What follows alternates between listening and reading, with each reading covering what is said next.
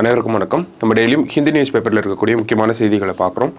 So இன்றைக்கி என்ன செய்திகள் இருக்குது அப்படிங்கிறத பார்ப்போம். ஸோ ஃபஸ்ட்டு பார்த்தோம்னா ஒரு அப்பாயின்மெண்ட் ரிலேட்டடான நியூஸ்.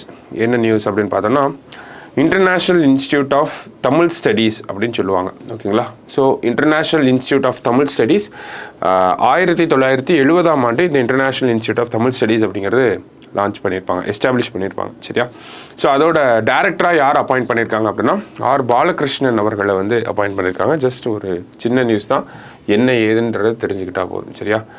அடுத்ததாக பார்த்தீங்க அப்படின்னா நமக்கு எடிட்டோரியல் பேஜில் என்ன கொடுத்துருக்காங்க அப்படின்னா, leap backward for maternity entitlements அப்படின்னு சொல்லி கொடுத்துருக்காங்க. அதாவது மேட்டர்னிட்டி என்டைட்டில்மெண்ட்ஸ் அப்படின்னா நமக்கு பிரசவத்தின் போது அரசாங்கத்தால் கொடுக்கக்கூடிய அந்த நிதி உதவி, அதை தான் மேட்டர்னிட்டி என்டைட்டில்மெண்ட்ஸ் அப்படின்னு சொல்கிறாங்க. மேட்டர்னிட்டி என்டைட்டில்மெண்ட்ஸ் அப்படிங்கிறது ஒரு ப்ராடர் டேர்ம். மேட்டர்னிட்டி பெனிஃபிட்ஸும் அதுக்கு கீழே வரும், நமக்கு நிதி உதவி எல்லாமே வரும். இந்த இடத்துல எதை பற்றி பேசியிருக்காங்க அப்படின்னு பார்த்தோம்னா அந்த நிதி உதவியை பற்றி பேசியிருக்காங்க. சரியா? ஸோ என்ன சொல்ல வராங்க அப்படின்னு பார்த்தோம்னா, இவங்க இந்த ஆர்டிகளோட ஃபோக்கஸ் பாயிண்ட் அப்படிங்கிறது 2017ஆம் ஆண்டு மத்திய அரசாங்கத்தால் கொண்டு வரப்பட்ட பிரதான் மந்திரி மாத்ரு வந்தன யோஜனா அப்படிங்கிற அந்த திட்டம் தான். இந்த பிரதான் மந்திரி மாத்ரு வந்தன யோஜனா அப்படிங்கிற திட்டத்தில் இருக்கக்கூடிய ஃப்ளாஸ் என்னெல்லாம் இருக்கு, என்ன மாதிரியான குறைபாடுகள்லாம் இருக்கு, அதுக்கு ஆல்டர்னேட்டாக மற்ற மாநில அரசாங்கங்கள் பெஸ்ட் எக்ஸாம்பிள்ஸாக ஒரு 2 மாநிலத்தை கொடுத்துருக்காங்க. ஸோ அவங்களோட மாடலை மத்திய அரசாங்கம் ஃபாலோ பண்ணலாம் அப்படிங்கிற மாதிரி ஒரு சஜஷனையும் கொடுத்துருக்காங்க. இப்போது நமக்கு நேஷனல் ஃபுட் செக்யூரிட்டி ஆக்டுக்கு கீழே நமக்கு தெரியும் ஃபுட் கிரெயின்ஸ் எல்லாமே கொடுக்குறாங்க. நமக்கு பிடிஎஸ் சிஸ்டம் அதுக்கு கீழே கவர் ஆகுது எல்லாமே அப்படிங்கிறது தெரியும். அந்த சட்டத்துக்கு கீழே ஒன் ஆஃப் த ப்ரொவிஷன்ஸில் பார்த்தோம்னா மேட்டர்னிட்டி பெனிஃபிட்காக ஒரு 6000 ரூபாய் வழங்கணும் அப்படிங்கிறதும் அந்த சட்டத்துக்கு கீழே சொல்லப்பட்ட ஒரு விஷயம்தான். ஆனால் அரசாங்கம் என்ன பண்றாங்க அப்படின்னா, நேஷனல் ஃபுட் செக்யூரிட்டி ஆக்ட் கீழே 6000 ரூபாய் தரதுக்கு பதிலாக பிரதான் மந்திரி மாத்ரு வந்தன யோஜனா திட்டத்துக்கு கீழே ஒரு அந்த பிரெக்னென்ட் விமனுக்கு 5000 ருபீஸ் அப்படிங்கிறத கொடுக்குறாங்க. இவ்வளவு நாள் பார்த்தோம்னா அந்த 5000 ருபீஸ் அப்படிங்கிறது முதல் குழந்தைக்கு மட்டும்தான் இருந்துச்சு. இப்போதான் அது 2வது குழந்தைக்கு எக்ஸ்டெண்ட் பண்ணியிருக்காங்க. சரியா? அதுவுமே 2வது குழந்தை அப்படிங்கிறது பெண் குழந்தையா இருந்தால் மட்டும்தான் அந்த 5000 ரூபாய் அப்படிங்கிறது கிடைக்கும். ஆண் குழந்தையா இருந்தால் கிடைக்காது. சரிங்களா? அப்போ இதுவே ஒரு அந்த இடத்துல ஒரு டிஸ்கிரிமினேஷன் இருக்கிற மாதிரி முதல்ல நமக்கு கொடுத்துருக்காங்க. அதுவே அன்வான்ட் ப்ரொவிஷனா இருக்கு. செகண்ட் சைல்டுக்குமே டைரக்டா கொடுத்துடலாம். அது செகண்ட் சைல்டு விமனா இருக்கணும், ஐ மீன் கேர்ள் சைல்டா இருக்கணுங்கிற அந்த ஒரு கண்டிஷனே ரொம்ப ஃப்ளாடான ஒரு கண்டிஷனா இருக்கு அப்படிங்கிறத சொல்லியிருக்காங்க. அடுத்ததாக பார்த்தோம்னா, சென்ட்ரல் கவர்மெண்ட் இந்த திட்டத்துக்கு கீழே அலோகேட் பண்ணக்கூடிய நிதி அப்படிங்கிறது, சரிங்களா, பட்ஜெட் எஸ்டிமேட் படி பார்க்குறப்ப 870 crore அப்படிங்கிறத 2023-24 ஸ்பெண்ட் பண்ணியிருக்காங்க. ஆனால் கிட்டத்தட்ட பார்த்தோம்னா இதுக்கு தேவைப்படக்கூடிய நிதி அப்படிங்கிறது 12,000 கோடி கிட்ட தேவைப்படுது அப்படிங்கிறத இவங்க ஒரு கால்குலேஷன் பேசிஸில் போட்டு கொடுத்துருக்காங்க. சரிங்களா? மோரார்லெஸ் நமக்கு தெரிஞ்சுக்க வேண்டியது என்னன்னா, அலோகேஷன் அப்படிங்கிறது கம்மியாக இருக்கு அப்படிங்கிறத நம்ம தெரிஞ்சுப்போம். ஓகேங்களா? வேற என்ன ஃப்ளாஸ்லாம் இதில் மென்ஷன் பண்ணியிருக்காங்க அப்படின்னு பார்த்தோம்னா, இந்த அமௌண்ட்டை டிஸ்பர்ஸ் பண்ணுறதுல நிறைய பிரச்சனைகள் இருக்குது. அந்த பெனிஃபிஷியரிஸை நம்ம சிஸ்டமில் என்ரோல் பண்ணி அதை அந்த அமௌண்ட்டை அவங்களுக்கு டிஸ்பர்ஸ் பண்ணுறதுல நிறையா technical clichés, technical problems, software problems அப்படிங்கிறது சின்ஸ் 2017 இந்த சட்டத்தில் இருந்துட்டு தான் இருக்குது. இடையில மத்திய அரசாங்கம் நிறைய சேஞ்சஸை கொண்டு வராங்க. நிறைய சேஞ்சஸ் கொண்டு வந்தாலும் அது நிறைய பிரச்சனைகளை தான் கொடுக்குது அப்படின்னு சொல்லி இந்த டெக்னிக்கலிட்டிஸில் இருக்கக்கூடிய டிஃபிகல்ட்டிஸை பற்றி இந்த இடத்துல மென்ஷன் பண்ணியிருக்காங்க. சரிங்களா? ஸோ அப்போ இந்த பிரதான் மந்திரி மாத்ரு வந்தன யோஜனா அப்படிங்கிறது நமக்கு இந்த திட்டத்துக்கு கீழே பார்த்தோம்னா 5000 ருபீஸ் அப்படிங்கிறத கொடுக்குறாங்க. ஆனால் இப்போதைக்கு இருக்கக்கூடிய பொருளாதார சூழ்நிலைகளுக்கு ஏற்ப பார்க்குறப்ப நமக்கு அட்லீஸ்ட் ஒரு 12,000 கொடுக்கணும் இந்த மாத்ரு வந்தன யோஜனா கிட்ட, அப்படி அந்த திட்டத்துக்கு கீழே அப்படிங்கிறத சொல்லியிருக்காங்க. அப்போ தான் அது ஆக்சுவல் பெனிஃபிட்டாக இருக்கும். 5000 அப்படிங்கிறது ஓகே, 5000 அப்படிங்கிற ஒரு சிக்னிஃபிகண்ட் அமௌண்ட்டாக இருந்தாலுமே அது பெனிஃபிஷியரியாக போய் மாறணும், பெனிஃபிட்டாக இருக்கணும் அப்படின்னா ஒரு 12,000 ரூபாயாவது தேவைப்படும் அப்படிங்கிறத சொல்லியிருக்காங்க.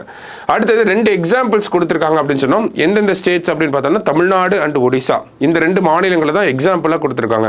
ஒடிசாவை பொறுத்த வரைக்கும் பார்த்தோம்னா அவங்களோட மேட்டர்னிட்டி பெனிஃபிட் கீழே பார்த்தோம்னா 10,000 ரூபாய் கொடுக்குறாங்க. தமிழக அரசாங்கம் Muthulakshmi Reddy maternity benefit scheme கீழே 18,000 ரூபாயை 3 தவணையாக கொடுக்குறாங்க. சரியா? அப்போ இந்த 18,000 ரூபாய் அப்படிங்கிறது இவங்க சஜஸ்ட் பண்ண இந்த ஆர்டிக்கலோட ஆத்தர்ஸ் சஜஸ்ட் பண்ணக்கூடிய 12,000 அதிகமான ஒரு அமௌண்ட் தான் 18,000 ரூபாய் அப்படிங்கிறது. சரிங்களா? அதே மாதிரி பார்த்தோம்னா நம்மளோட டிஸ்பர்சல் சிஸ்டம், அந்த அமௌண்ட்டை அந்த பெனிஃபிஷியரி கையில் கொடுக்கக்கூடிய அந்த நடைமுறைகளுமே பார்த்தோம்னா ரொம்ப எஃபிஷியண்டாக இருக்கு. தமிழ்நாடு கிட்டத்தட்ட பார்த்தோம்னா 84% எஃபிஷியன்சியை இந்த திட்டத்துக்கு கீழே வச்சிருக்காங்க. இதே சென்ட்ரல் கவர்மெண்ட்டை பார்த்தோம்னா அது ரொம்பவே அரௌண்ட் 10% தான் இருக்கு. ஆனால் தமிழ்நாட்டோட பார்த்தோம்னா 84% ஆஃப் எஃபிஷியன்சி அப்படிங்கிறது இருக்கு. ஒடிசா விட நம்ம அதிகம். ஒடிசா பார்த்தோம்னா 64% எஃபிஷியன்சி தான் வச்சிருக்காங்க அப்படிங்கிறத சொல்லியிருக்காங்க. ஸோ தமிழ்நாடு மாடலை அடாப்ட் பண்ணலாம் அப்படிங்கிறத இந்த இடத்துல இன்டைரக்டா சொல்ல வராங்க. லாஸ்டா பார்த்தோம் அப்படின்னா ஃபார்மல் செக்டார்ல இருக்கக்கூடிய விமென்க்கு பார்த்தோம்னா 26 வாரங்கள் மேட்டர்னிட்டி பெனிஃபிட் அப்படிங்கிறது இருக்கு. மேட்டர்னிட்டி பெனிஃபிட் ஆக்ட் 1961 கீழே பார்த்தோம்னா 26 வாரங்கள் அவங்க வந்து அந்த மகப்பேறு விடுமுறை அப்படிங்கிறது இருக்கு. ஆனால் ஒரு அன்ஆர்கனைஸ்டு செக்டாரில் இருக்கிறவங்களுக்கு மேட்டர்னிட்டி பெனிஃபிட்னு பார்த்தோம்னா இந்த 5,000 ரூபாய் அதுதான். ஓகேங்களா? இப்போ தமிழ்நாட்டில் இருந்தாங்கன்னா அவங்களுக்கு 18,000 ரூபாய் வரும். மற்ற ஸ்டேட்டில் இருக்கவங்களுக்குலாம் அந்த 5,000 ரூபாய் தான் ஒரு பெனிஃபிட்டாகவே இருக்கும். ஸோ அதை அரசாங்கம் கணக்கில் எடுத்துக்கிட்டு சரியான முறையில் இம்ப்ளிமெண்ட் பண்ணணும் அப்படிங்கிறதா இந்த ஆர்டிக்கலில் கொடுத்துருக்காங்க. ஸோ என்ன மாதிரியான பிரச்சனைகள் இருக்குது அப்படின்னு கேட்டால் இதில் இருக்க பாயிண்ட்ஸை நம்ம கோட் பண்ணால் போதும். சரிங்களா? அடுத்ததாக பார்த்தீங்க அப்படின்னா the impact of ethanol on the environment அப்படின்னு சொல்லி கொடுத்துருக்காங்க. ஸோ நமக்கு மத்திய அரசாங்கத்தோட ஒரு டார்கெட் இருக்கு. என்ன டார்கெட் அப்படின்னு பார்த்தோம்னா எத்தனால் பிளெண்டிங் இன் பெட்ரோல் அப்படின்னு சொல்லுவாங்க. ஓகேங்களா? ஆக்சுவலி EBP அப்படின்னு சொல்லுவாங்க. எத்தனால் பிளெண்டிங் இன் பெட்ரோல் அப்படிங்கிற இந்த ப்ரோக்ராம் கீழே பார்த்தோம்னா 20% ஆஃப் த எத்தனாலை வந்து நம்ம பெட்ரோலோட மிக்ஸ் பண்ணணும். பிளெண்டிங் அப்படின்னா மிக்சிங் அப்படின்னு அர்த்தம். எப்பைக்குள்ளே பண்ணணும் அப்படின்னா இனிஷியலாக 2030 அப்படிங்கிறத டார்கெட்டாக வச்சுருந்தாங்க. இப்போ அதை ரிவைஸ் பண்ணிவிட்டு 2025 20% ஆஃப் எத்தனால பெட்ரோலில் மிக்ஸ் பண்ணணும் அப்படிங்கிறது டார்கெட். சரிங்களா? ஸோ எதுக்காக இது நேஷனல் பயோஃபியூவல் பாலிசி அப்படின்னு சொல்லுவாங்க. ஓகேங்களா? நேஷனல் பயோஃபியூவல் பாலிசி 2018 வந்திருக்கும். அதுக்கு கீழே வரக்கூடிய டார்கெட்ஸ் தான் 20% of ethanol blending in petrol and 5% of ethanol blending in diesel அப்படின்னு சொல்லி வரும். ஓகேங்களா? ஸோ இது 2030 அச்சீவ் பண்ணணும் அப்படிங்கிறது டார்கெட். ஆனால் மேஜராக ஃபோக்கஸ் எங்கே இருக்குது அப்படின்னு பார்த்தோன்னா எத்தனால் பிளெண்டிங் இன் பெட்ரோல் அப்படிங்கிற இதில் தான். சரிங்களா? அப்போ 20% 2025 அச்சீவ் பண்ணணும். ஓகேங்களா? எத்தனால் பிளெண்டிங் இன் பெட்ரோல் எதுக்காக பண்ணுறாங்க அப்படின்னு பார்த்தோம்னா நிறைய அட்வான்டேஜஸ் அப்படிங்கிறது இருக்குது. என்ன மாதிரியான அட்வான்டேஜஸ் அப்படின்னு பார்த்தோம்னா ஃபர்ஸ்ட்டு இந்தியா அதிகமான க்ரூட் ஆயிலை நம்ம இம்போர்ட் பண்ணுறோம். ஓகேங்களா? அப்போ எத்தனால் 20% ஆஃப் எத்தனால பெட்ரோலில் மிக்ஸ் பண்ணுறதுனால என்ன ஆகுதுன்னா கன்சிடரபிள் அமௌண்ட் ஆஃப் இம்போர்ட் அப்படிங்கிறது கம்மியாகுது. இம்போர்ட் கம்மியாகிறதுனால நமக்கு என்ன ஆகுது? நமக்கு அந்த ஃபாரின் எக்ஸ்சேஞ்ச் ரிசர்வ்ஸ் அப்படிங்கிறத நம்மளால அந்த அந்நிய செலவாணி அப்படிங்கிறத நம்ம கொஞ்சம் கம்மி பண்ண முடியும். ஏன்னா அந்த பெட்ரோல் வாங்கக்கூடிய அமௌண்ட் அப்படிங்கிறது கம்மியாகுது. அதனால் இந்தியாவுக்கு அதில் ஒரு சாதகமான ஒரு விஷயம் அப்படிங்கிறது இருக்குது. அடுத்ததாக பார்த்தோம்னா எத்தனால் பிளெண்டிங் இன் பெட்ரோல்னால நமக்கு கார்பன் எமிஷன் அப்படிங்கிறது கம்மியாகுது. 2 வீலரோ சரி 4 வீலரோ சரி அதோடைய கார்பன் எமிஷன் அப்படிங்கிறது கம்மியாகி ஃபியூயலோட எஃபிஷியன்சி அப்படிங்கிறது அதிகமாகுது. சரிங்களா? இதெல்லாம் தான் முக்கியமான அப்ஜெக்டிவ்ஸ், முக்கியமான பாசிட்டிவ்ஸாக கவர்மெண்ட் சொல்கிறது நமக்கு. சரிங்களா? இதுலேயே பார்த்தோம்னா நிறைய நெகட்டிவ்ஸ் அப்படிங்கிறது இருக்குது. அது முக்கியமாக எதை கன்சர்ன் பண்ணி இருக்கு அப்படின்னா இந்த எத்தனால ப்ரொடியூஸ் பண்றதுல நிறைய கன்சர்ன்ஸ் அப்படிங்கிறது இருக்கு. ஃபர்ஸ்ட் பார்த்தோம்னா ஹை காஸ்ட். ஓகேங்களா? ஹை காஸ்ட் அப்படிங்கிறது ஒரு முக்கியமான ஒரு விஷயம். ஓகேங்களா? நிறைய இன்வெஸ்ட்மெண்ட் அப்படிங்கிறது தேவைப்படும். அதெல்லாம் தாண்டி பார்க்குறப்ப என்ன ஆகுது? இங்கே என்ன சொல்லியிருக்காங்க இந்த ஆர்டிக்கலில் என்ன சொல்லியிருக்காங்க அப்படின்னு பார்த்தோம்னா கேன்சர் காசிங் கெமிக்கல்ஸ் அப்படிங்கிறது இந்த எத்தனால் ப்ரொடக்ஷன்லேருந்து நமக்கு ரிலீஸ் ஆகும் அப்படிங்கிறது சொல்லியிருக்காங்க. என்ன மாதிரியான கேன்சர் காசிங் கெமிக்கல்ஸ் அப்படின்னு பார்த்தோம்னா அசிட்டால்டிகைட், ஃபார்மால்டிகைட், அக்ரோலின் இந்த மாதிரியான கேன்சர் காசிங் சப்ஸ்டன்சஸ் வந்து நமக்கு எத்தனால் ப்ரொடக்ஷன்னால வெளியேறுது அப்படிங்கிறத சொல்லியிருக்காங்க. இது டைரக்டாக எங்கே போய் கலக்குது அப்படின்னா பக்கத்தில் இருக்கக்கூடிய ரிவர்ஸில் போய் கலக்குது. ஏன்னா எத்தனால் ப்ரொடக்ஷனுக்கு பார்த்தோம்னா அதிக அளவில் தண்ணீர் அப்படிங்கிறது தேவைப்படும். அடுத்த கன்சர்ன் தான் நம்ம அதை தான் பார்க்க போகிறோம். சரிங்களா? எவ்வளவு தண்ணீர் தேவைப்படுது அப்படின்னு பார்த்தோம்னா கிட்டத்தட்ட 1 லிட்டர் ஆஃப் எத்தனாலை நம்ம ரெடி பண்ணுறதுக்கு 8 to 12 லிட்டர்ஸ் ஆஃப் வாட்டர் அப்படிங்கிறது தேவைப்படுது. அப்போ அந்த எத்தனால் ஃபேக்டரிஸ் எல்லாமே எங்கே இருக்கும்னா நதிக்கரை ஓரம் பக்கத்தில் தான் இருக்கும். ஓகேங்களா? ஸோ இதனால் என்ன பண்ணுறாங்க? அவங்க நதியில் வர தண்ணியும் அதிகமாக எக்ஸசிவாக எடுத்துக்கிறாங்க, கிரவுண்ட் வாட்டரையும் எக்ஸசிவாக யூஸ் பண்ணுறாங்க அப்படிங்கிற அந்த ஒரு கம்ப்ளைண்ட்ஸும் இருக்குது.